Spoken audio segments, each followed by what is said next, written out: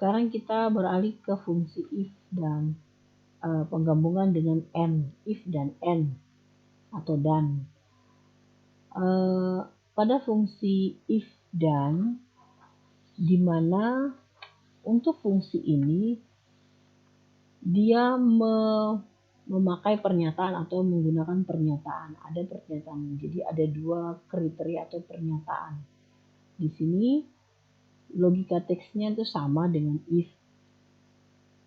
Dan untuk and, kalau pernyataan pertama benar dan pernyataan kedua benar, berarti jawabannya benar. Dan jika salah satu pernyataan itu salah, berarti jawabannya adalah salah. Jika salah satu pernyataannya hanya terpenuhi satu, berarti salah jawabannya.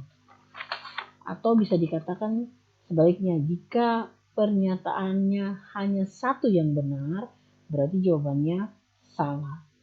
Oke, kita coba di sini kolom keterangannya, ketentuannya harus nilai komputer lebih besar dari 70 dan nilai akuntansi lebih besar dari 75.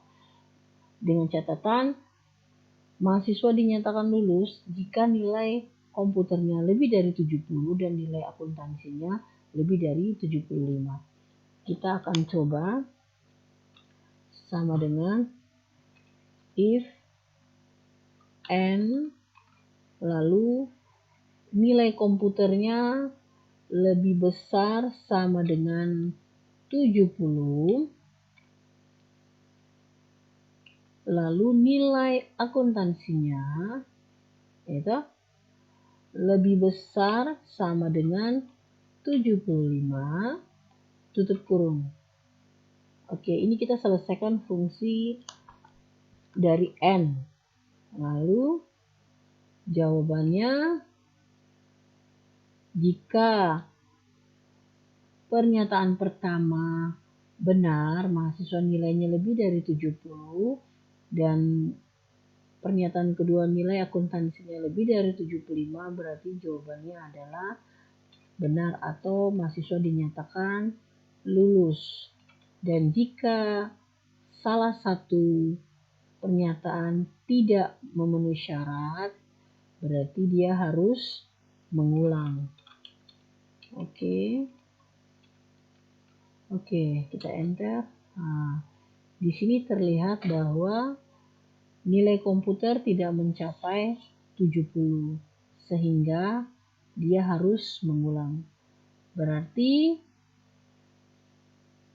di sini diasumsikan bahwa jika salah satu kriteria tidak memenuhi syarat atau pernyataan yang pertama, nilai komputernya harus 70 lalu nilai akuntansi 75 tetapi tidak memenuhi, berarti dia harus mengulang atau jawabannya salah. Tapi jika jawabannya memenuhi, dua-dua memenuhi kriteria, jawabannya lulus. Jika salah satunya memenuhi syarat tetapi pernyataan kedua tidak memenuhi syarat, berarti dia tidak lulus atau dia mengulang. Jadi untuk fungsi and atau formula and ada dua karakter, tapi jika salah satunya tidak memenuhi syarat atau pernyataan pertama tidak memenuhi syarat, maka jawabannya adalah salah. Tapi jika dua-duanya memenuhi syarat, berarti jawabannya benar.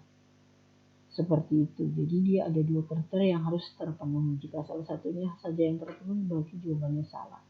Oke, kita pindah ke or. Rumus if or digunakan sebaliknya dari and. Tapi prinsip kerjanya sama.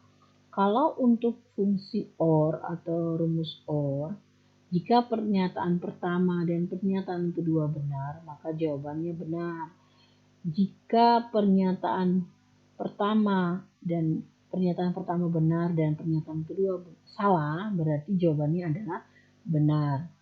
Begitupun sebaliknya, jika pernyataan pertama salah, pernyataan kedua benar, berarti jawabannya benar.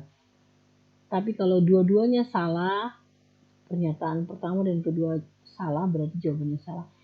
Berarti bisa diasumsikan bahwa jika salah satu pernyataan benar, maka jawabannya benar. Berbeda dengan N. Kalau N, jika salah satu pernyataan benar, tetapi satunya salah, berarti jawabannya salah. Tapi kalau untuk OR, jika salah satunya memenuhi kriteria, berarti jawabannya adalah benar.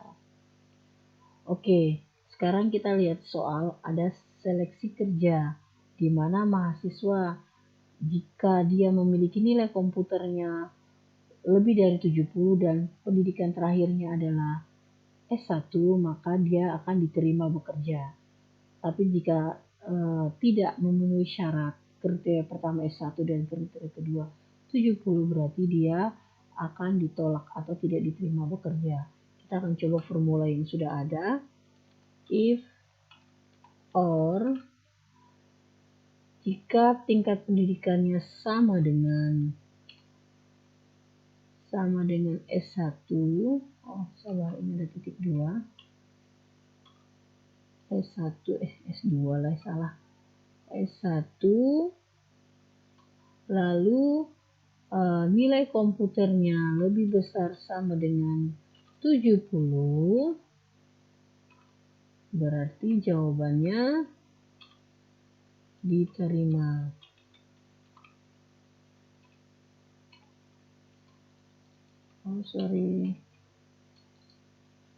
Lalu jika tidak, ditolak. Oke, jadi ternyata untuk mahasiswa atas nama Kasih, dia diterima bekerja karena nilai komputernya lebih dari 70 walaupun dia pendidikannya cuma D3. Nah, di sini terlihat bahwa jika salah satu kriteria memenuhi maka akan diterima. Tapi jika dua-duanya tidak memenuhi syarat, ini harusnya S1 tapi D3 dan nilainya di bawah 70 maka ditolak.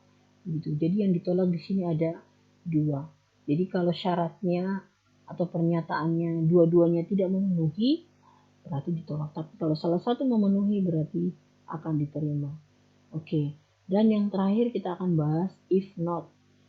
Fungsi dari not sini adalah menghasilkan true jika kondisi yang diuji adalah salah dan false jika kondisi yang diuji benar. Artinya bahwa kondisi ini diasumsikan bahwa dia menggunakan atau digunakan untuk membalikan argumen. Jadi jika pernyataan menghasilkan pernyataan benar berarti yang diuji adalah salah.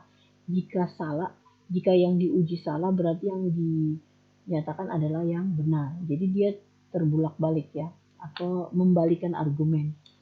Oke, kita contoh aplikasikan pada soal berikut, seleksi bonus, di mana jika mahasiswanya memiliki nilai komputernya bagus, berarti atau nilainya lebih dari 60 berarti mahasiswa mendapat bonus. Tapi jika nilainya kurang daripada 60 berarti jawabannya dia tidak mendapat bonus. Tetapi dalam praktiknya kita menulis sama dengan if not lalu nilai komputer. Di sini nilai komputernya kan dibilang lebih dari 60. Jadi kita tulis kurang dari 60. Kurang dari 60. Lalu jawabannya dia mendapat buku. Dan jika tidak mendapat buku. Oke, di sini jawabannya nilai komputer 80 lebih dari 60 dapat buku, yang di bawah tidak mendapat. Oke, jadi jelas ya perbedaannya. Oke, terima kasih untuk hari ini. Semoga apa yang disampaikan bermanfaat dan dapat dipahami. Sampai ketemu pada pertemuan berikutnya. Salam sehat selalu.